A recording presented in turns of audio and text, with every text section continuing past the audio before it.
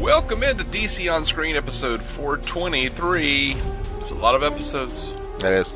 I'm your host, David C. Robertson. This is my co-host, Jason Goss. Hello. Apologies, I'm a little bit dead today. We're doing this on a different day. So I had to wake up a little earlier than I normally do.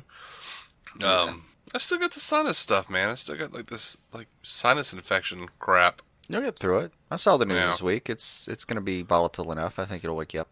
Yeah. Get the old bean spinning. The old bean. Yeah. I don't know if beans spin. Jump. Some beans jump, right? I could have used that. Yeah. This has been a rough week. This has been I wish about half of the people I've seen on Facebook would leave the DC fandom kind of week. Yeah. I keep seeing all these terrible clickbait things posted and people saying, "Here it is, guys, confirmed." No. And I'm like, shut up. It is not. None of this is confirmed. I mean, luckily we kind of waited long enough to where people have people actually involved in the situation has come out and said no, that's not what's happening. Yeah. Well, like I've said, me and you only have a couple of windows to record during the week, and if were this our only occupation and we could record at will, this would have still been one of those weeks where I'm like, why don't we wait a day? Why don't we wait a day or two? See what comes out. Mm-hmm. I don't know if I want to dive right in right this second. We're recording Saturday, so the 26th of August, I guess I should say. Mm-hmm. And I apologize if I miss anything. I don't think I did, but I still apologize if I did. You talking about the maelstrom of what was true and not? Yeah.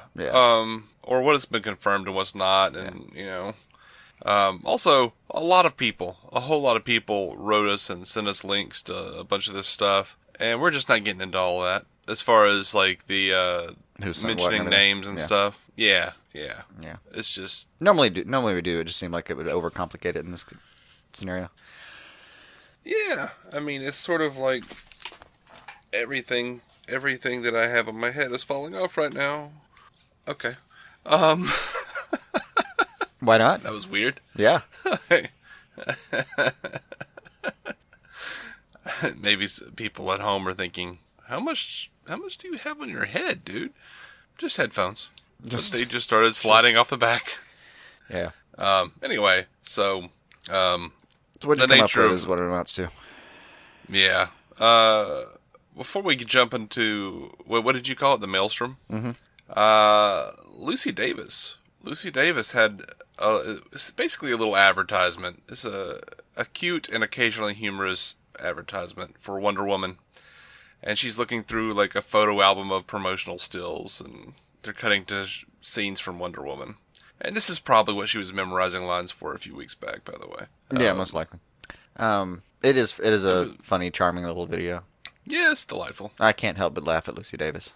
I can, but I have no choice in the matter. I still enjoyed her. I didn't laugh, but I enjoyed her. It's ingrained. Oh, man. So, I haven't seen this refuted, so I guess we're jumping in to some of this stuff. Justice League, Jet Raimi over on Batman on Film he was answering some fan mail, and he gave insider knowledge, he claims, saying that Jesse Eisenberg's role in Justice League, if he had one, has been cut.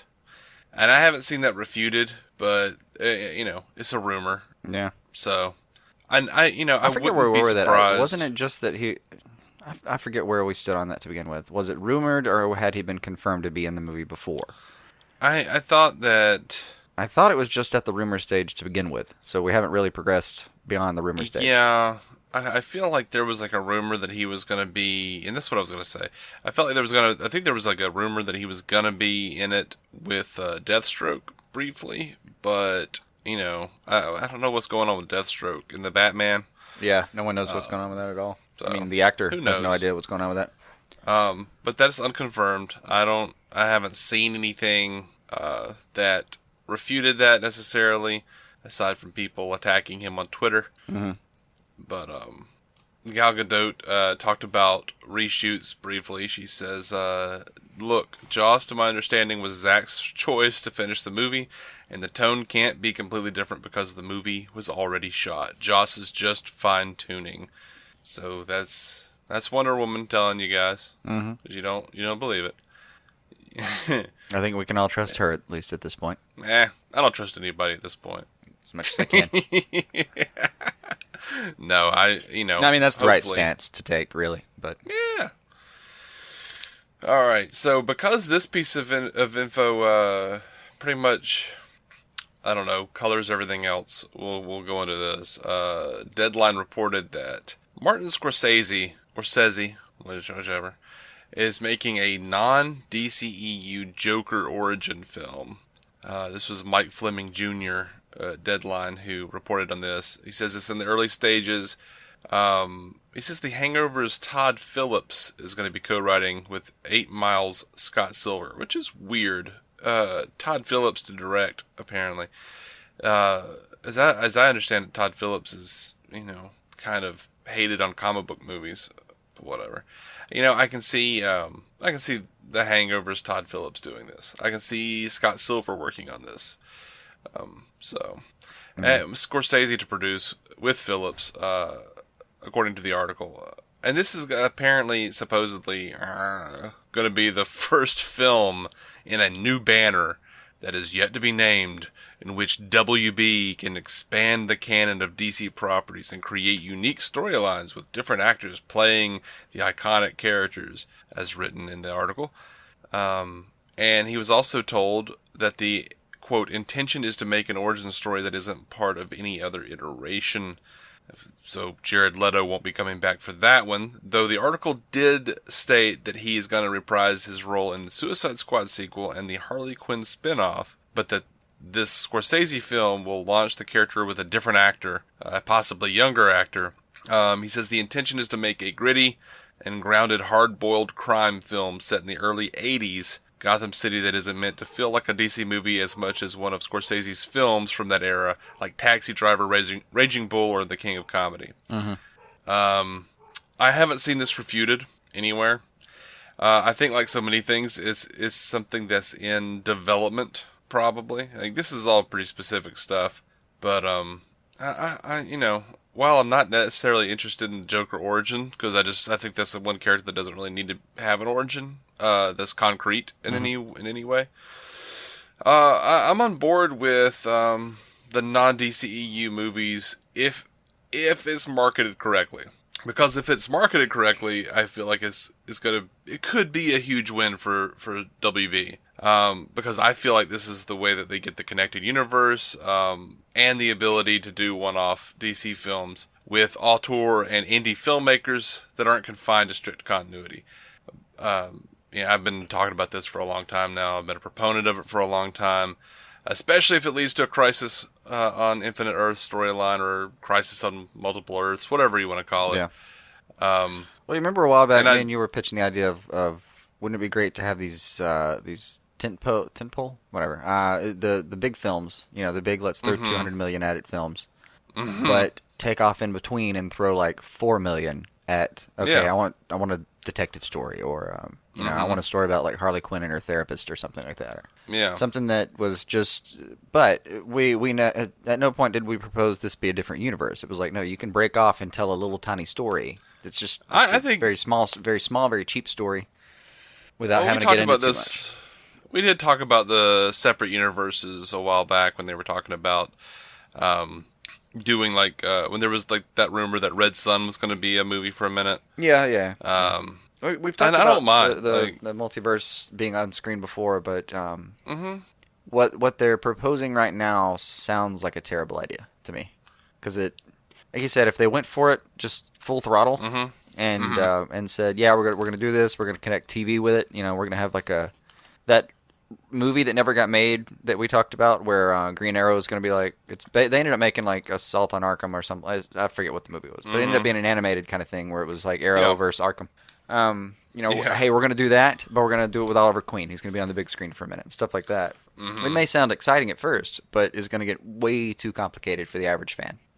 I don't think they have enough wherewithal. This is where it just gets down to, as much as I've liked some of the stuff they've done, I don't trust WB any more than the average person.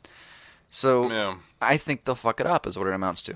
That maybe if they try to do the extended and maybe incorporate parts of their previous universe differently, or God forbid they just actually recast a few characters all on the big screen. We live in a world where you take your girlfriend to one of these movies, like, oh, try it out, and she'll look up there like, hey, why isn't Christian Bale Batman? I'm confused. Yeah. People don't keep up with continuity like that. The average person, the filthy cash or whatever. My thought is, though, that those people are already confused. Yeah, but you need their money too. They're just used to seeing a different actor playing Batman. They don't care. Yeah. They think everything is in the same continuity. Like, I remember after Batman Begins came out, everybody was like, oh, yeah, did you see the Joker card at the end? That's going to lead into the 1989 Batman with Michael Keaton. Because that's a character I've seen once before in my life. Like, that's not what happened there, buddy. And that's not going to happen. Right. But, these people are confused anyway. Who cares? Yeah, I know, like, they're going to go watch it because it's Batman. They don't care. But those are the same people that you still need them to be in the seat. Yeah, and they will be, because it's Batman. If it looks cool, they'll be like, oh, I'm so glad that Ben Affleck's not in it anymore, or whatever they've got to say, whatever crap they've got to say that doesn't make any sense. Yeah. I've seriously seen so much bullshit on Facebook this week, and people freaking out about it and talking about it, that I just don't care anymore. Like, I think, it's an interesting, while the DCEU is so divisive, for the most part, Wonder Woman, aside, yeah, let's get down with some weird experimentations. Let's do some stuff. I don't care anymore. I'll watch it. It's DC. I'll watch it. But I do think if they did it, because I like your spirit. I feel so confident that they're gonna fuck it up. Yeah, me too. But you know what? This we might be underestimating Jeff Johns, though. Because really, if they do, this is gonna be after Flashpoint. So if we have a bit in Flashpoint where Ezra Miller is explaining the multiverse, and then we kind of cut out that audio and have it at the beginning of whatever Elseworlds movie we're talking about doing, it'll be like the little monologue in the Elseworlds books. So it was blah blah blah, other worlds and imaginary tales where heroes are blah blah blah. It could be like a little precursor to explaining what this is. Yeah, but I don't know. And they've already taken, that's what makes me think that they might be going this way, because DC has taken such great pains to market the hell out of the multiverse concept and make it a mainstream concept. They've branded the crap out of their action figure lines with the word multiverse. Of all things, though, I think it might have been television that started that. Because it was proof of concept. Mm-hmm. It's rare. That's another point of mine. But yeah, it has worked there. But that was a place where people were willing to sit down and watch a whole series, at least. I think there's a little bit more invested viewership. Yeah. They'll probably wind up calling it DC's Multiverse or something, but dude, if they called it Elseworlds, I would freaking collapse into a quivering massive human being. You guys would find me making a high-pitched squealing noise while basting in my own bodily fluids. Yeah. That's how bad it would be. He hasn't moved for 3 weeks. He's still grinning. So excited. I really would hope they'd try something like that. But you know what? It kind of messes with me though, because we look at this stuff every day, and after watching WB make so many weird decisions for so many years now, mm-hmm. I don't trust them at all. I don't trust them to urinate properly as people, as humans. I assume they wear diapers and people take care of them. And I think a lot of people would basically be with me on that, even if, like I said, even if you've hated or liked the DCEU as it is, we all know these people are making strange decisions. Yeah. So I just don't know how much. I don't think they would be able to keep track of it, because Jeff Johns, I know damn well I trust his continuity filters. I know he can keep a train on track, but does he have enough pull to keep everybody else from hijacking him every now and then and releasing some continuityless demon upon the world? Well, that doesn't matter, because if they're doing a multiverse, they can do whatever the hell they want, and then when they can build up those movies and those characters, like we can see the multiverse, and then it doesn't matter what that continuity is. All that matters is that at a certain point it's going to matter, and those characters are going to matter to us when they show up in Crisis. See, that would be the problem. Is it needs to build to something. To be done well. Now, we don't know that historically. This is the first. I mean, you got to realize, like, DCEU and Marvel doing this this is historic. No one's tried this before. No one's tried to make this many movies about one storyline. This is absolutely unprecedented. It's maybe like an indie exception I don't know about, but no one's ever tried it in the billions of dollars. This is all new. So, and Marvel's pretty much got. I mean, they've got a pretty good formula. It works for them, but we don't know when that's going to dry out. When people are going to stop showing up, or if they just lose faith in the project and let it, collapse. We have no idea. Oh, as for Marvel, what the end game really is. Marvel, they've already started mentioning multiverse. They've already mentioned that phrase. I haven't seen over on Doctor Strange. Have they? Oh yeah. Doctor Strange, they absolutely have. Yeah, but that fit that movie. And you could just say, well, it was a Doctor Strange movie, and you could put it under the rug if you wanted to. There. Nah, man, they're bringing that shit up because they know that their character is going to leave and they're going to have to recast. And no one's gonna want to accept anything other than Robert Downey Jr. as Tony Stark. Yeah, I that is gonna be hard on me. I think this is their best. I think this is their best bet. Maybe, and it is a good way to get to the negotiating table and say, like, you need me. No, I don't. I mean, I can write you out. Right. I don't have to Don Cheadle you. I could just literally write another version of you. Yeah. We have a whole other universe or several multiverse, right. Infinite universe. Yeah.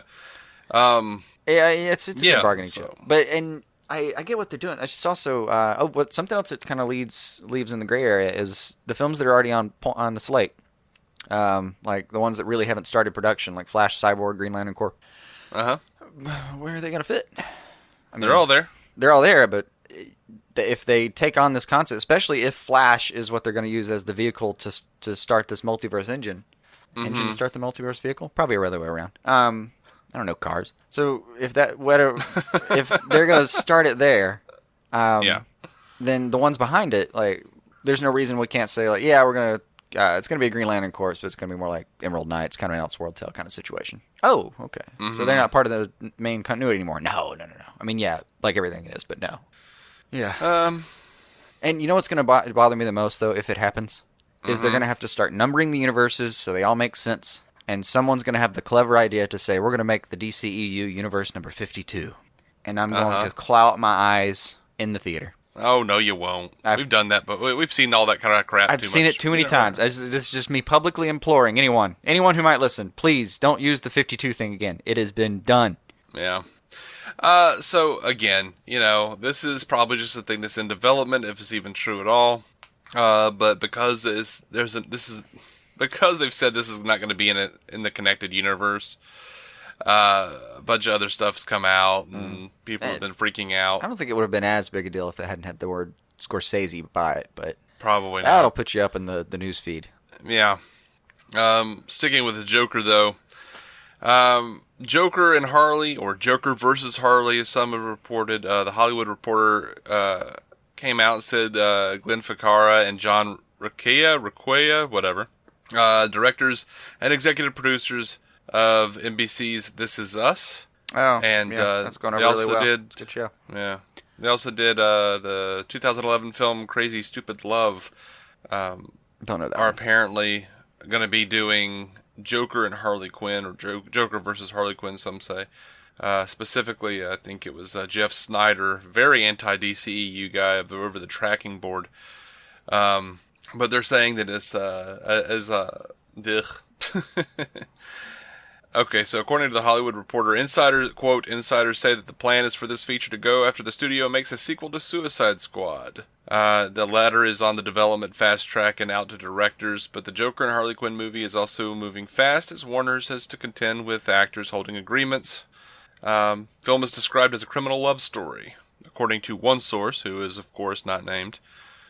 It's really the theme of this week, according to unnamed sources. We should just name that. That should be the name of this episode, according to unnamed sources. Absolutely, I think that's screw SEO. Let's do that. Yeah. One insider offered this: an insane and twisted love story when Harry met Sally on Benzedrine. All right. Like I said, Jeff Snyder over at Tracking Board says that this is going to be taking the place of Gotham City Sirens, which has been reconceived, and that David Ayer is no longer attached to direct any movies in the DCEU. Thank God, he says. Mark Hughes of Forbes wrote that Warner Brothers is still working on the movie, with comment from an insider, again unnamed, saying, Harley, Catwoman, and Poison Ivy are super important to us, and a super cool team too. So Gotham City Sirens is still in development, guys. Yeah. I trust Mark Hughes. I trust his insider sources. I do. Yeah. Now it's a weird one. Hey, all right. So there's still a lot of speculation about whether it's and or verse. I know we've tried verse already, and that got a lot of backlash. But man, how much would you like to see a movie that's basically like them working out their divorce settlement in the streets of Gotham? Be fun. I'll say this, I would enjoy that. I think all of those. I think there's probably some version of all of this that's kind of true. I think all of these movies are in development. Yeah, I really do. That's probably true right now. Like, they're still in the stage where they're looking at one-page treatments and seeing how they like it and kicking it around the office, and somebody comes in with a grand idea and the whole thing changes. It's just they're in the sandbox. Mm-hmm. They're playing. Mm-hmm. I think the one thing that is going to happen definitely is probably Suicide Squad 2. So far that one seems like a little more firm. But still, that could be reimagined as Sirens, and they just bail on that and say, no, we're going to do Joker versus Harley, and we're going to do Sirens, but that's Suicide Squad 2. It'll make sense when you see it. Don't worry, we'll have Will Smith. It'll be fine. Yeah. So, Jared Leto, because everyone's made such a big deal about his method acting and how he acted on the set of Suicide Squad, and whether or not he'll, stick around as Joker. Gosh. He was on Kyle and Jackie O and he said, this is a radio show. Mm-hmm. He says, no, there's so much hype and bullshit about what happened with Suicide Squad. But I think it's just a fun thing to talk about. Even when the movie came out, there was so much misrepresentation about what went down, about the method acting crap. It's just that 90% of it wasn't true. And you can't even, it takes on a life of its own. It was an incredible experience. Everybody was amazing. Margot Robbie, one of the nicest people. One of the best actresses I've ever worked with, and I really loved working with her. I thought the scenes of what we did together were some of the most fun I've ever had on a set before. He says, he went on to say that everything is great, and that he is really really proud to be a part of the DCEU world. To top it off, David Ayer came out and said it was a pleasure working with Jared Leto. He was a total gentleman. Rumors are more exciting than truth. That's kind of funny. They did let him. They let him run wild with it when they were doing marketing, though. No one stepped in to say no. We don't have a therapist on set or anything like that. While they were, that's free marketing. Let it ride, man. Let it ride. Yeah. So because of the Martin Scorsese Joker thing, someone dug up this old hunk of news from July, where Matt Reeves said in an interview, when they approached me, what they said was, look, it's a standalone. This isn't part of the extended universe. He said that on the Business podcast. Mm-hmm. All right, so everyone freaked out. It's confirmed. He's not Ben Affleck. It's not in the DCEU, blah, blah, blah. Matt Reeves came out, just to be clear, of course, Batman will be part of the DC universe. Batman will be Batman. He went on to say, in my comments from a while back about not being part of the DCEU, I was talking about the Batman being a story specifically about Batman, not about the others in the universe. No. That it wouldn't be filled with cameos servicing other stories. That it would be a Batman story. You know what? He's just pointed something out to me that I think we should maybe consider as fans. Renaming the DCU for them into the DCEN, the DC Extended Narrative. Like there's an overall story they've been trying to tell about right now. It's the culmination of the Justice League, and they're adding some apocalyptic elements. And I don't know what they have planned past Justice League for incorporating an overall story. Probably in the same way that the Avengers, there was lead up to the Avengers, there was lead up to Avengers 2, and then there was their lead up to Infinity War and 2. So again, one extended narrative we've been watching play out for about, God, what's it been? Almost 10 years? 9 years, something like that? Yeah, since 2008. Time flies, man.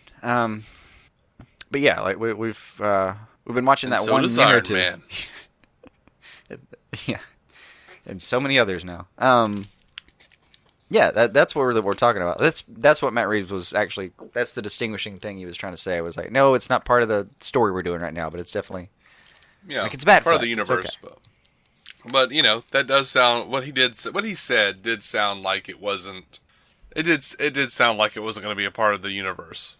Yeah, but it sounds like it tracks with a lot of the other stuff he's saying, where he wants to make a detective story. He doesn't want to make this isn't going to be a sci-fi adventure. This is going to be which it was cute film, because James Gunn did the same thing back when he was doing Guardians of the Galaxy. Yeah, he had said it's not going to be a part of like the universe, and people freaked out, and he was like, no, I mean the narrative. Yeah.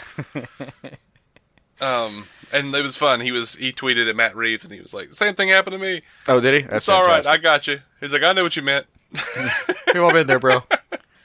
And then like Jeff Johns popped over and like to James Gunn said something to the effect of like, "Oh gosh, it was like misinformation on the internet. Impossible." Yeah. Yeah. Yeah. I actually wondered. I think I mentioned this before, but same time, like when they tweeted that fake script page from the Shazam film. I was just sitting there nodding my head like, this is hilarious, but somebody's gonna think this shit's real. Mm-hmm. As over the top as it is. Yeah. It's messed up. Yeah. Well, there's actually it's not so much that people have a habit of just like looking at a headline and moving on with their life, and you have a lot of danger of misinforming yourself that way. Yeah, they don't take the time to read the article, but they do take the time to get angry, post it on the internet, and have very passionate opinions about the situation. Yeah, it's a habit. I've been guilty of it at times too. Well, I don't go back and repost stuff too much. I just will read a headline and get really angry and be roaming around the house for 10 minutes thinking, God, what the hell's going on? And then I'll think, did you actually read it? And go back and maybe read it and go, oh, that's not so bad. So I don't make my internal struggle an external struggle, but I've been guilty of going, or at the very least getting angry because of a headline and going into the article like ready for a fight or something. I've at least been guilty of that several times. Yeah. Okay, so Justice League Dark news. Is there actual news? Or we'll see news? We'll see news more alike, but we need to come up with a grading system. This is grade C news. The bottom line is Justice League Dark is still kicking. Now Variety tweeted Justin Kroll from Variety tweeted Justice League Dark update, studio back to work on script after recent presentations by directors underwhelmed execs. Now if true, I take that as a positive, because the last thing we want are WB executives okaying films that they aren't interested in making. I don't know, it depends. Sometimes you look at their track record and you think, hey, whatever your gut says, do the opposite, guy. Yeah, but at least they're not going like, yeah, that looks like a movie. That'll make money. I mean, they're WB executives. They've got 100 of those that come across their desk every day. You got to pick one. Yeah. All right, so over the hashtag show, they were reporting that screenwriter John Spates, who worked on Passengers, he did Doctor Strange, Prometheus, worked on Universal's Van Helsing reboot. Wait, the show? Because the show got good. The show got good press. I don't think so. Well, I don't know about a show. I mean, I watched the movie. That was a. It gets worse, man. That was he worked on this. Where he worked on the screenplay for The Mummy. They're reporting that he's going to help rework Justice League Dark, but Humberto Gonzalez said yesterday's rumor about John Spates' Justice League Dark was not accurate. He did a draft months ago. Already moved on to other projects. Yeah. And that's months ago. This could have gone through 6 other writers by then. Yeah, so who knows about that. Slash Film reported that Warner Brothers was in talks with Damien Zyfron and Andy Muschietti, I guess. It's the guy that did Stephen King's It. It's about to come out, I guess. That's getting good reviews, though. Yeah, it's making me think of the book whenever I see the trailer, so that's a good thing. Like, seriously making me think about the book. Like, gotcha. I don't know how they're going to get that last scene in there, though. I don't remember the last scene. I was on a sugar. The only time I've actually seen that movie, it came on TV, and I skipped trick-or-treating to just stay home and watch it. Oh, no, I mean, I don't know about I don't remember the 80s movie, but I'm pretty sure they didn't end it like the book ended. Oh, yeah, I have no idea. Yeah, I won't get into it because it's weird and spoilery, and I don't want to talk about it, but... I'm sure a lot of people are going to read it, and it is a fantastic book. Like, the last page of that book will always make me cry. Every time I look at it, I cry. Wow. Fantastic. By the way, you're not one of those people that reads the last page of a book when you start the book, are you? It depends. I've never understood it. Not for 1 second have I ever understood that. Well, I have done it, but you remember how I wasn't going to watch Fringe, and then you told me some big spoilers about it, and then that made me want to watch it? Yeah, it was a crazy time. And Yeah, in all fairness, they were good for 2 seasons. Yeah. Well, 2.5. But I told you about the end of sometimes- season 2. I'm like, no, man, seriously. They're doing some fun stuff here. And you, crap. All right, I'll check it out. And then about half a season in, I was looking at you embarrassed, like, I'm so sorry I did this to you. Yeah. I wasn't ready to call it until season 4, but you know what? Well, by season 4, I was like, in my head, like we were sitting around watching it sometimes, and I'm like, why did I do this to my friend and myself? Mm-hmm. I should commit some sort of, I don't know. Harakiri? Yeah, like at least some self-flagellation or something. Like get one of those whips and hit myself a few times. Something. It's all right, man. I got Bethany into it. Oh, see, don't tell me there was a chain effect. All right, okay. Well, anyway. Oh, there was a chain effect, buddy. I'm sorry. But Apologize every once in a while, to all of those I hurt. every once in a while, there's a book that's just not gaining momentum for me, and I kind of just don't want to read the rest of it. And then I'll like pop over to the last page and be like, well, I mean, is there a point to this? I could almost see that, but still, my theory is really like after I've spent, several chapters and at least a few hours reading your book. If I'm still not interested, I just kind of walk away and never think about it again. Mm-hmm. But I hear you. Sorry to sidetrack us, but what I forget what you were saying. I don't know. Oh yeah, those 2 directors, they're gone now. Damien Zyphron and Andy Muschietti, whatever. Mm-hmm. And now the short list is apparently, according to Slash Film, down to Daniel Espinosa and Gerard Johnstone, who did Life and Safe House, and the latter did Housebound. I don't think I've seen any of that, but Life, if it's the Eddie Murphy, Martin Lawrence movie. If it's not, I don't know. No, well, Life was a TV show for a minute. That lasted like I'm 9 sure, but episodes these are like film directors, so I'm assuming they're doing. That's fair. I don't know. I don't know any one of those people. And you know, the crazy part is like as head spinning as it is to listen to everything you just said and try to keep track of everybody, which you shouldn't bother doing. If anyone's trying, don't bother. Yeah. You realize like the stuff that leaks out, we're seeing like a tenth of the name changes that happen. We're seeing this like every X amount of changes in names and direction, we get a sniff of it. But they've changed direction like 4 times before we ever heard about it. Yeah. I mean, the important thing is Justice League Dark is still kicking. It's like I said. If names are changing, it's not dead. That's at least something. Yeah. Sandberg is talking about Shazam though. Yeah. Okay. And he says someone asked him if they would do like de-aging special effects for Billy Batson. And he says, "Yeah, I wouldn't want to do that. That seems like way too much of a hassle. So I think it's just kind of best to have a kid and an adult." Yeah. I agree. He says he doesn't have anything against the process, though. He says they've done quite well. I mean, Kurt Russell was in the latest Guardians. Was really well made, I thought. But I think there's a limit to it as well. You probably can't do someone surprisingly good. Be a kid. He's like, why create that hassle for yourself? Yeah. I like this dude. I completely agree with him, though. It is way cheaper just to hire some kid.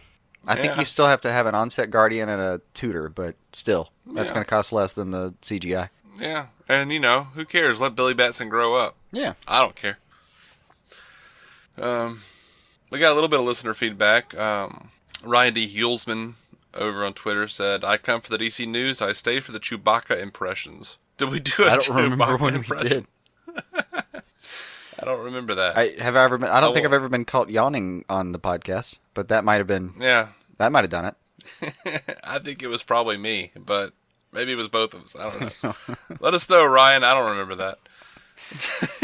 Sorry, did we mention there were 423 of these before we started? So forgive us. We've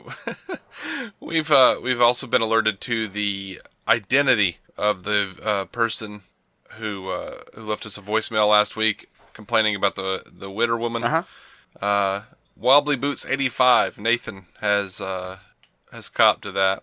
Of being Witter woman, or the one who person who left the voicemail to complain about it. The conscientious objector. to Wonder Woman. Yeah. Yeah.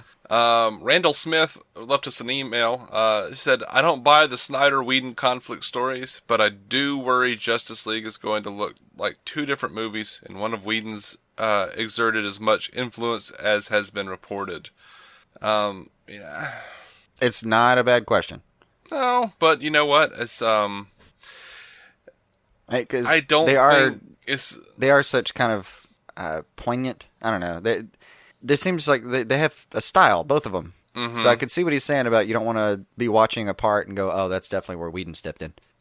But yeah, then again, I think like there's gonna... people tried that after Edgar Wright left Ant-Man, and I had a couple moments where I'm like, oh, that's got to be Edgar Wright. And then go back and hear the interviews later and be like, that was me. That was entirely me. I'm sorry. All right. Yeah, and I thought I knew Edgar Wright. I think there are going to be people who do that no matter what. They're going to go in and they're going to be like, oh, that was totally Snyder. That was really dark. Oh, it was totally... Dude, Whedon gets dark. Oh, absolutely. And then they're going to be like, oh, well, that was kind of funny and blah, blah, blah. That's going to be... Yeah, and they're probably right. That's probably going to be Whedon. But it's a good guess. It's up there with my theory that if you don't know who wrote a song, just guess Dylan and you've got a fair shot against the field. Yeah. If it's funny in this movie, yeah, fair shot against the field. It might be a Whedon pickup. And especially if it happens over ADR. Yeah, but you know what? You guys know me. I'm not fully convinced on this DCEU. I'm trying to stay positive about it, and I'm excited for it, but I'm not totally sold on it. I mean, I just a minute ago I said I didn't trust the WB executives to piss correctly. Clearly we have issues. And, at this point, for anyone who is new and getting angry with me for saying that, and they're like, oh, you're just a Marvel fanboy, blah, blah, blah. I don't trust a lot of Marvel. I don't trust Marvel to do certain things well. Like villains. I don't trust them to do that well. Mm-hmm. Well, another point to remember, though, is Whedon is such... he's made so much stuff, man. Like I think he knows how to take on somebody else's voice. I think he's got enough just pure hours at his back to take on somebody else's voice for a second. Maybe influence it a little bit, but pretty much finish their film for him. I mean, he was a script doctor. Yeah. Grabbing somebody else's voice and running with it is pretty much his thing. Yeah.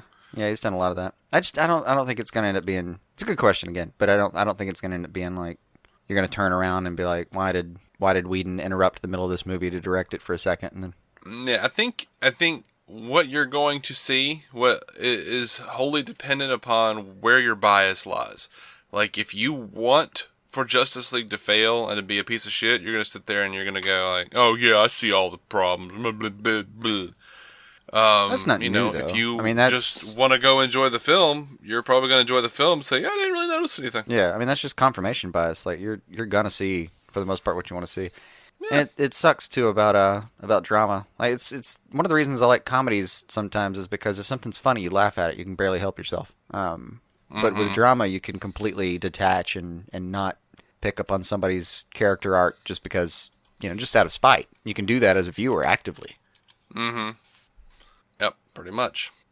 All right, we're done with fan feedback here. We're going to jump over to the DC TV news. For those of you who aren't following us to the DC TV news, hit us up on Twitter, DC On Screen, Facebook, DC On Screen, Instagram, DC On Screen. Email us, DCOnscreen@gmail.com. Or call us, leave us a voicemail, 205-259-6331. And now for the television news. We're over to Gotham. Butch. They're talking about how Butch is going to become Grundy, man. John Stevens says he's been in a vegetative state at Gotham Central, and so in order to clear up space for more beds, the administrators at the hospital have dumped him in Slaughter Swamp, as one does in Gotham, so he emerges reborn out of Slaughter Swamp as the character we know as Solomon Grundy. Oh, that's funny. I kind of wish you hadn't told us that, though, because I would have laughed my ass off in the middle of the show. Well, what do you want to do?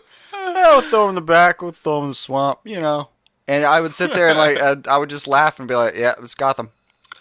Yeah. That's the show I've been watching. Like, how should we turn him in? How about the old comic book origin? Oh, okay. Yeah. All right. I really, even Gotham, I would have thought they'd gone a little subtler than, We're out of beds. Let's toss this patient in the swamp. No one cares. Yeah. I'll never learn. They also said his first interaction as Grundy will be with Edward Nygma. He says, we begin the story of a very unlikely friendship between these two who were sworn enemies, but now, all of a sudden, in season 4, are best friends as they move through Gotham. Dumb and Dumber? I'm down with it. That sounds fun. That's what they're doing. I mean, Edward's supposed to be entirely average, if not slightly below, after having himself frozen, and then, well, Grundy's never been a giant. Right. Well, mentally. Yeah. All right, so, as we know, Floriana Lima is leaving Supergirl as a regular. And Kreisberg reassures fans Maggie does not die. I'm sure a lot of people are afraid of that. Maggie will continue to exist in the world, and we hope that if the opportunity presents itself for her, that she'll come back from time to time. Is it just me, or have they been very vague about why she's not going to be a regular? Well, Kreisberg says, unfortunately, Floriana decided to move on, which left us with how do we write her out as a regular while still honoring these two women who were deeply in love with each other. Taking a page out of some of our own personal dating history, we've come up with a story that we really feel like honors what's come before them and honors how much they love each other, how much they mean to each other, and how much they've changed each other's lives. Is some of the most emotional stuff I've ever done, and Floriana has been so good in these first 5 episodes. Kreisberg also talked about the dynamic between Maggie and her dad, who is apparently going to be played by Carlos Bernard from 24. I don't know that cat, but apparently it's a big deal. He says episode 3 is all about Maggie and her dad, played by Carlos Bernard, and is some of the most heartbreaking stuff I've ever done on anything I've ever done. So yeah, I do like that they're drawing from based on my personal dating history. We came up with or our dating history. Like that's kind of nice. Mm-hmm. That's something to look forward to. But you got to think though that somewhere maybe there's a girl that just maybe ran across Kreisberg's little history, little interview there, and went, oh damn it. I wouldn't be surprised. I mean, it's a common thing. You're a writer. You write about what you know to some extent. There's going to be like parallels to parts of your life, minimally. Happens all the time. You have to call grandma and go, I didn't mean it. It's not about you. Sorry. That was a made-up character. I love you very much. I'm sorry. I didn't mean to. I'm sorry. So someone pointed out that April of 2024 is when the next total solar eclipse is. That's true. And that's also when the Crisis on Infinite Earths is going to happen on The Flash. That's fantastic. Good work. And look, we know when these things are happening through the next couple hundred years, probably more. I don't know how long they can calculate those out, but at least I've seen maps of at least the next 100 years. So yeah, that would be fantastic if someone looked ahead on that. Yeah. Grant Gustin was talking about the Crisis. He says, we don't really talk about it on a yearly basis, but it was mentioned early on, and that's a goal. Obviously, we'd like to have to go, I think, 10 years to reach that. So there's possibility for sure. It'll be fun to get there. Yeah, you gotta. I've heard the crew talk about this before, though. It was like, look, don't count us out. Have you seen how long they've been doing Supernatural? My grandfather started watching Supernatural, like stuff like that. Like I think Stephen Amell said like that show's been on for like 200 seasons. We have a chance. Yeah. Over on Legends though, showrunner Phil Klemmer is talking about how he wants to do some interesting stuff. He says, I feel like if we make it back to the Old West, I mean, we did have a crazy pitch for Jonah Hex appearing as a future bounty hunter in a Blade Runner shaped story. We haven't broken that story yet, but it does. But it's certainly up there on a 3x5 card. Uh-huh. And he also wants to do Constantine. Yes, yeah. They keep saying they've been talking to Matt, and we're good talk and everything. They were talking to him about the New 52 run where like Hex and Constantine had like an adventure together. Okay. And Klemmer said that he has seen those comics and it is on his radar. He says, I mean, come on. It's certainly on our wish list, as is a Constantine crossover. It's on the wish list. Mm-hmm. We can't promise it, but you know what? How cool would that be? Mm-hmm. But they're having enough trouble scheduling Matt Ryan by himself, hoping for that. I mean, I don't know what the Jonah Hex actor's doing, but he he would have to just be like hanging out by the studio to make that work. It's like, oh yeah, I live 2 blocks away. It's fine. Yeah. By the way, I read that wrong real quick. The New 52 comics didn't have like a Hex Constantine crossover. It was just Hex was time traveling, and he also wants to do Constantine. So yeah, I read that wrong. As I was reading it there, I was just like, wait, that's not right. Hi guys, I'm human. I suck. I believe we prefaced the whole thing by you being sick and tired. Yeah. Not metaphorically. But literally. Well, metaphorically too. Yeah. Early in the day, hadn't knocked off that, hadn't shed that coat of existentialism yet, and gotten into the day. I haven't shed that coat of existentialism. You gotta really come out, and, break the morning in. Yeah, I'm still at that stage where I'm like throwing things, like everything's shit. Yeah. It's only about halfway through my day where I kind of look up and realize I don't think that anymore, and I'm like, oh, well, this is great. I'm on the other side. I don't know when it happens. There's like the morning haze, just out of bed, and then there's 6 hours later. That's how my brain actually processes time. So Phil Klemmer was talking about Captain Cold coming back for Legends. He says it will be about as polar opposite as the Snart that he's played in our show.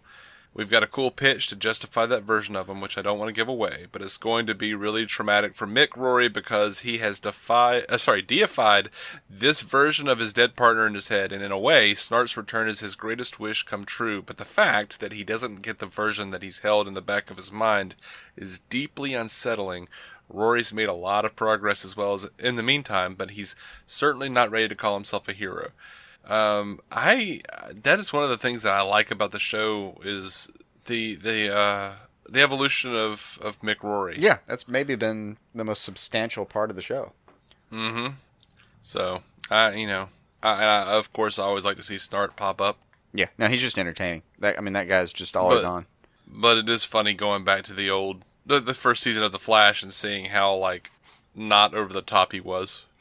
Yeah, as far as scenes go in the entire catalog right now, one of the most fun to watch, just two people talking scenes that in maybe the Flash's or Legends history is, you remember when Barry and Snart make that deal kind of in the woods? If you're so smart, why do you need to kill people to get away with your crimes? I guess you're right. Like, okay, well, I'll stay out of your way if you don't kill anybody. You got a deal. And then even like if you and your rogues will keep it in check or something like that, and he walks away, and even then there's Snart going rogues. Like it was just fantastic. But it was the budget for that scene was basically some lighting, some fake forest, and costumes. But it was still extremely entertaining. I love that character. Yeah, it's a great character. They've done some wonderful stuff. All right, so they have. So they're going to air that Vixen animated series on CW. You told me about that, but they did already make it into a movie. They put it out on Blu-ray, and I own that. So, but they're trying to also draw us in by saying that there's going to be like during the commercial breaks, there's going to be like vignettes of info about the coming Arrowverse season, which I will thusly watch on the internet. Yeah. Yeah, I'm not going to be able to make the premiere, and also I've seen Vixen, so it's not a big draw for me. But yeah, we're going to have to wait for the inevitable. Someone cuts out all the snippets of the interviews and posts that, and I will be watching that voraciously throughout the week. Now, bear in mind, one of the faces I think I saw was Wendy Miracle. Right. She means well. But I think she actually enjoys overstating a thing. I actually have started to think she's doing this deliberately. I don't think she's in any way incompetent. In fact, I think the opposite. She's probably an absurdly competent person. That's why at this point I think we're being messed with to some extent. I think her and Googs have developed the like interview personality of Andy Kaufman on a very low scale. Yeah. Some strange bastardization of Andy Kaufman and Bob Dylan. Yeah. And it really will be. Like, when you look back at what they say later, there's a few times you're like, dude, you were just lying. Every now and then, because I've called Googs a liar many times. But every now and then there's a moment where I'm like, no, you just lied. And then there's every now and then I'm like, yeah, you thought that was true. I get it. And then there are times, though, where things change, man. I mean, I know. big ship. But and there are moments though where I'm listening to these two, and I'll look back at a later or earlier interview and just be like, I mean, yeah, technically that was true, but man, you dick, you could have phrased that so much more clearly. Yeah. Yeah, I just think they mess with it sometimes. Yeah. So I expect a fair amount of that coming up. Yeah. So Titans has cast Starfire, Anna Diop, I don't know how to say that name, but she was Nicole Carter on 24 Legacy, which I didn't watch, so I don't know her history. I don't know her legacy, as it were. I didn't know a thing about her when I looked her up. Yeah. So, well, whatever. Yeah. The only thing that really changed for me was this is how much pressure it had put on us, because I keep mentioning when we're talking about how we had to change our schedule up and not doing the reviews anymore and stuff. We keep mentioning Krypton and Black Lightning, but I keep forgetting to mention and Teen Titans headlining an entire new W streaming network that we don't even know what's going to be on that. Mm-hmm. I don't know how many times we've pointed that out in the decision making process, but that was pretty formidable. But this was one of the great times for me personally where I looked at it and was like, oh, cool. Yeah. And was maybe for one of the first times really excited about the Teen Titans series. Because I had the space to be excited about it now. Right. I don't know what they're going to do with that network. They haven't announced a ton with it. We know it's going to be like a pay-to-play kind of deal, but... Yeah. I don't know. We don't know much about content yet, do we? I mean... Not really. I mean... Kind of Teen Titans, and... Not that I remember. We'll tell you more later. I mean, I would assume that they would be, getting the streaming rights to everything, to all the CW shows, and that would be fantastic. Probably Smallville. I would pay a certain amount Lois to be able to go back and watch like any one of these shows I wanted to at any time. Yeah, I would actually pay a pretty decent amount for that. But I mean, if they also did like, if it was like everything in the DC catalog, that would be awesome. Oh, well, but they won't be able to do it exactly. I mean, they're going to have like Smallville's on Hulu right now, but the way Hulu cuts deals is we have this amount of your product for X amount of years or months or whatever it is. So, I mean, they've got Smallville until they've got Smallville, and it'll cost them to get out of that. Yeah, and I don't know. So they may just be opening up with, hey, here's the shows that we didn't have currently subcontracted. Yeah.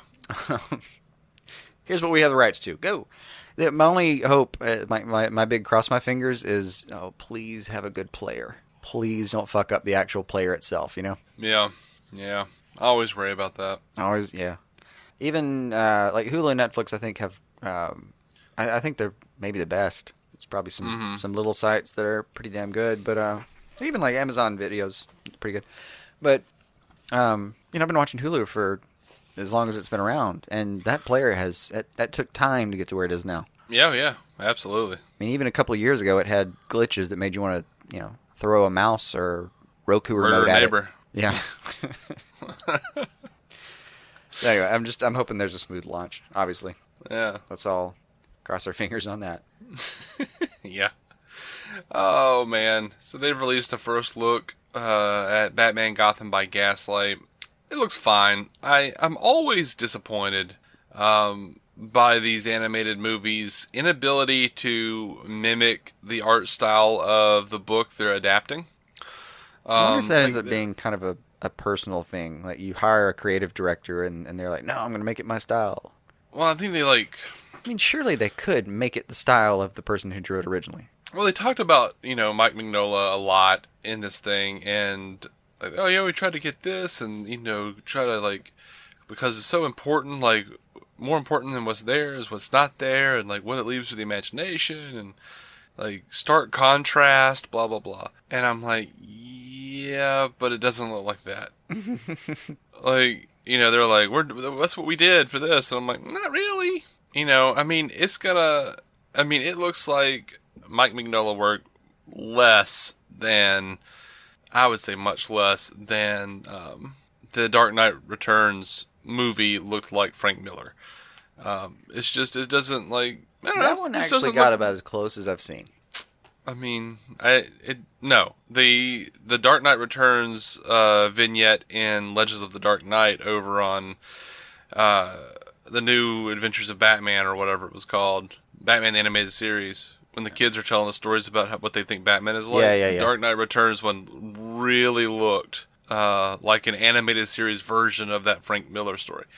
When I was kind of sad that it didn't look closer to that when they did the actual full movie. I thought the full movie was, I don't know, the full movie as a full animated product, I think was maybe the closest I remember to a style being reproduced.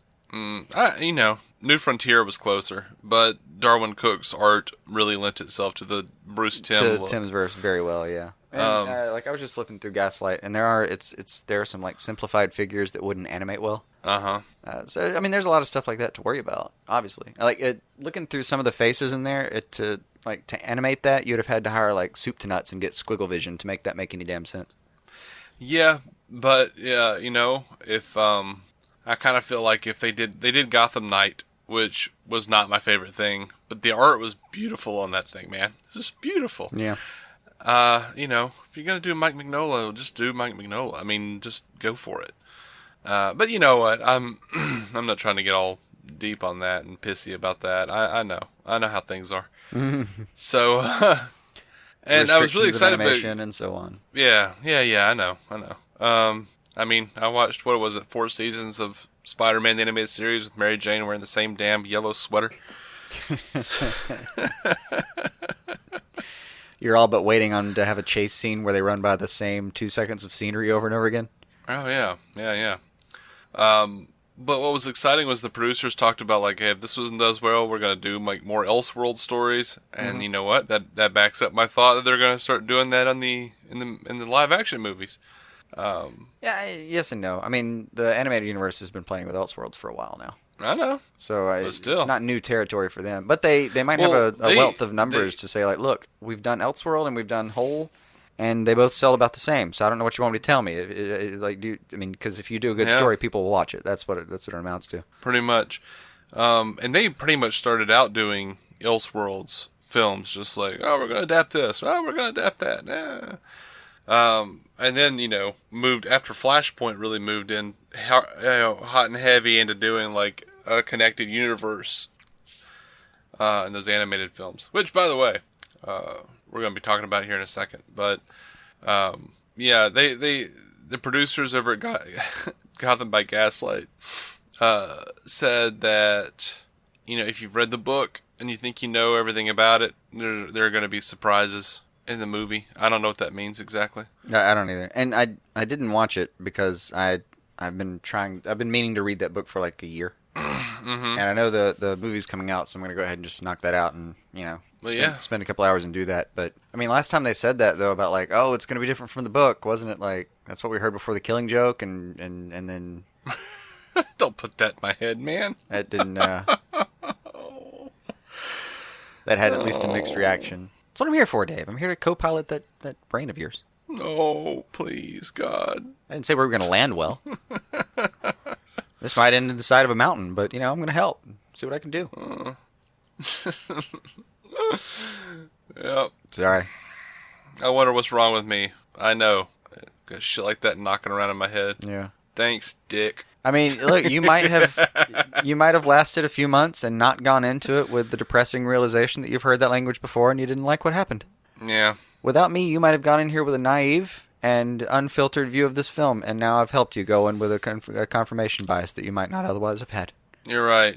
Thank you, Jason. Yeah, I'm just doing my part for the film industry in general. You dick.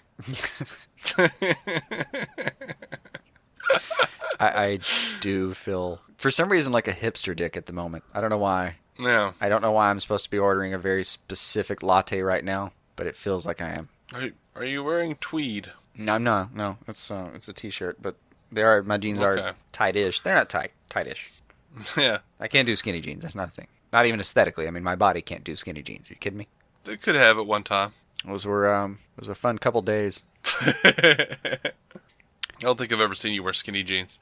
I have. It was ridiculous. Even when my body could fit in them, it still looked weird. It doesn't make sense. Well, yeah, it looks weird anyway. I mean, I've definitely seen some people it makes sense for, but I'm not of that ilk. Yeah. All right. So, like I was saying, we got some news on this on the animated movies, the DC Universe original movies they call them. This 10th anniversary collection is now up for pre-order. It's a Blu-ray box set. It's going to have all 30 films released up to this point, which means we talked everything about that, everything from Superman Doomsday to Batman and Harley Quinn. Yeah, we did talk about that. It's also going to have the commemorative editions of Wonder Woman and Justice League: The New Frontier, as well as the DC Showcase animated shorts: The Spectre, Green Arrow, Jonah Hex, Catwoman, and Superman Shazam: The Return of Black Adam. We have a price now, though, $299.99. Oh, I knew it was going to be big, but damn. Yeah, that's a $300 price tag, kids. Wow. But it is covered by the Amazon pre-order price guarantee, so if it gets any cheaper between now and November 7th when it releases, you'll get the lower price. Yeah. At least there's this. That's a lot of jack, but separately they would cost more. Yeah. And it is comprehensive. Yeah, but I've still got to do the math on, because I've got a ton of this stuff. Already, Could I buy the remainder for less than $300? Less? Yeah, pretty much. Yeah. You've probably got at least a third of them on DVD as is. Maybe not Blu-ray, but DVD at least. I've got a few on Blu-ray, a few on DVD. Yeah. And I'll be honest, man. Animation, this level of animation, Blu-ray versus DVD. Yeah.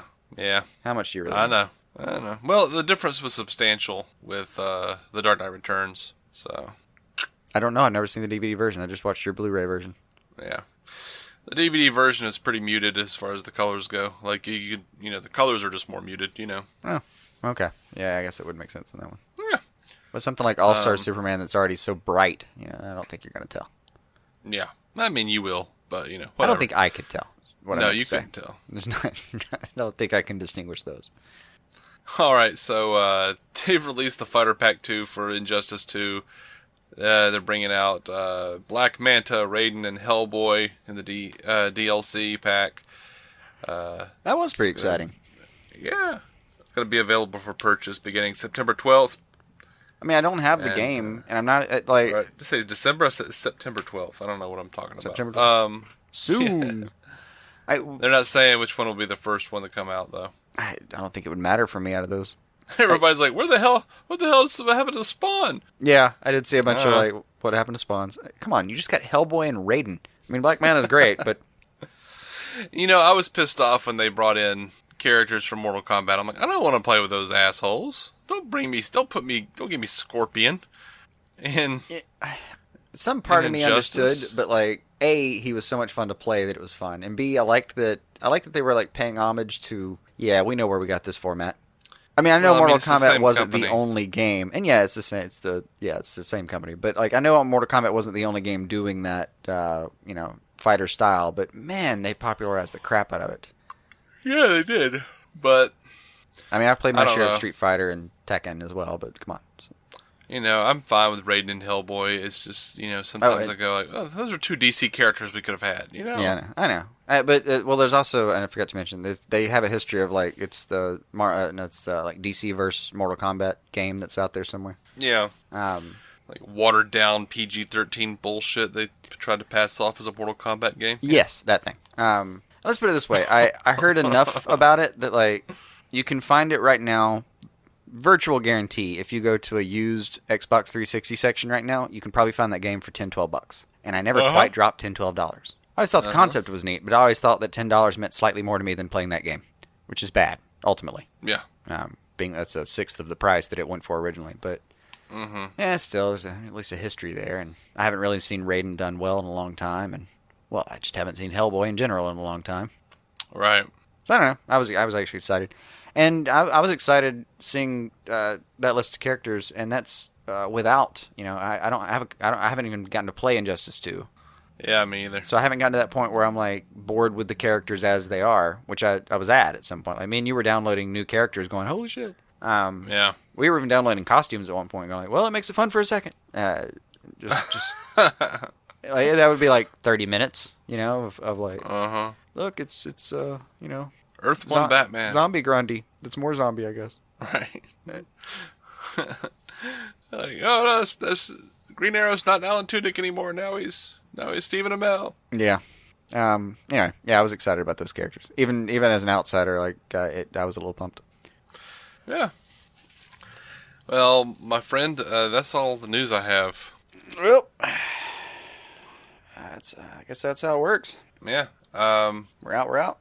If you were confused or worried about any of this clickbait stuff, any of the news come out this week, I sincerely hope that we have been a lamp into your feet and a light into your path. It's the most grandiose we've ever tried to make ourselves, I think, right there. Yeah. I can tell you though, have we ever mentioned this ratio before? Like, if you click on something, the more excited you are for good or ill. I mean, if you're pissed or you're super pumped, either one of those to me means excited. Yeah. So the more excited you are when you click on a thing, if there is a proportionate amount of ads, it's probably bullshit. If the amount of ads matches your level of excitement, you're probably in the wrong place. Maybe. It's you will see for. It's not an out and out rule, but it's a good guideline. If you get on somewhere and there's a bunch of pop-ups and banners and videos that make you not even be able to see the content you came for, there's a decent chance you're being lied to. Yeah, I don't know about that. Comicbook.com is terrible with that kind of stuff. They are the worst. I hate them so much. But yeah, they at least will wait a day. They'll wait about 12 hours before they put out something. But they'll still do the clickbait title. And then they'll come in there and say, here's what we actually know. But my point's there, they might get to the here's what we actually know, but they still give you a half a page of this, and this, and then they go, but it hasn't been confirmed. Yeah. And that's after you fought to get your page back. And I don't often see hateful rhetoric on comicbook.com, which is a freaking bomb in this age. Because most of the sites you come across with the clickbait, you go there, you look at it, and the news is colored with hatred. Towards the DCEU, where it's just, or even just a character of the DCEU, just something. But there's clearly an op-ed slant to what's being written. Yeah, like the Snyder asshole at the tracking board is that means David Ayer isn't making another DCEU movie, thank God. Yeah. Oh, shut up. If you have a competing report from someone who says that David Ayer is making another movie, and someone who says David Ayer is not making a movie, thank God, the odds are that you're probably getting slanted news after the person who thanked the God of all creation for a thing. Mm-hmm. That feels a little editorialized. Don't go thanking the Lord yet, buddy. Yeah. All your shit is conjecture, son. Yeah. Conjecture. Yeah, crazy world out there. Not a lot of fun to keep up with it some weeks, because you get a week like this is just, I mean, you kind of have to sigh and start clicking on stuff and see what happens. Yeah. And start looking at dates and, is that the full quote? All that kind of stuff. Doing kind of work. So, yeah, don't believe Facebook, man. Just, these are troubling times. So, gird your loins and guard your heart, fellas. Yeah. Now, on the bright side, there's another month before TV comes back. So, there will be an uptick in actual television news. Yeah. We were going through a dry spell, so I'm wondering if some of the websites just be no, this is bullshit. Enough of this. Yeah. We're making up shit now. Yeah. What you got? Martin Scorsese does a Joker origin movie. This sounds great. Can you up the ante? It's not even connected to the other films. You're a genius. Yeah. Buy that man a coffee and a pizza and give him the day off. Yeah. Yeah. So who knows if any of that stuff's true, but we'll see. Yeah, we'll see. We'll see. We've recorded things a couple of years ago where we're like, that'll never happen, and then 2 years later we're like, all right, so here's what happened after that happened. I got a little gray in the beard, and you got to remember when you see someone with a little gray in the hair, a little gray on the temple, a little gray in the beard, those people remember a time where Batman and Robin was the best thing they had. Yeah. So, we don't necessarily trust it. No. I think that was a Louis C.K. bit. Maybe. I think it was. It's got a new hour every year. It's hard to keep track. Yeah. It's not completely a Louis C.K. bit. I think just the general premise of seeing gray in someone's hair reminding them of, or meaning that they remember a time. Something like that. That does feel familiar. Yeah, that could be it. Yeah. Yeah, so I'm calling myself out. I just plagiarized Louis. Well, you're an honest man there, Dave. Yep. Well, should we call it before we plagiarize anyone? Yep. No need to be an Amy Schumer. All right, guys. You can hit us up on Twitter, DC On Screen, Facebook, DC On Screen, Instagram, DC On Screen. You can email us, dconscreen@gmail.com. 205-259-6331 if you want to leave us a voicemail. And, I don't know, not do the Witter Women. I mean, you don't actually have to be in character to call us. No. Yeah. We respond to legitimate voicemails just as easy. We absolutely do. And probably more so. Yeah. Really. Probably. I mean, we don't ever know what to do with the Witter Women. Yeah. I'm always very confused. I feel compelled to remind you that we do have a merch shop up. We have 4 or 5 designs on T-shirts and any number of other items that you can purchase if you would like to. They have logos on them, DC On Screen logos. I mean, I don't know what good that's going to do you, but, you know, if you want to support the show, help support the show anyway, and you'd like to have a thing with our logo on it, knock yourself out. If you'd like to don yourself in DC On Screen textiles for the coming winter, we can help. And if you do, send us a picture of it. That'd be kind of fun for us. Yeah, I thought about that. That's good. Anyway, we're good. We're out of here, man. We're gonna run. Until next time, keep some DC on your screen.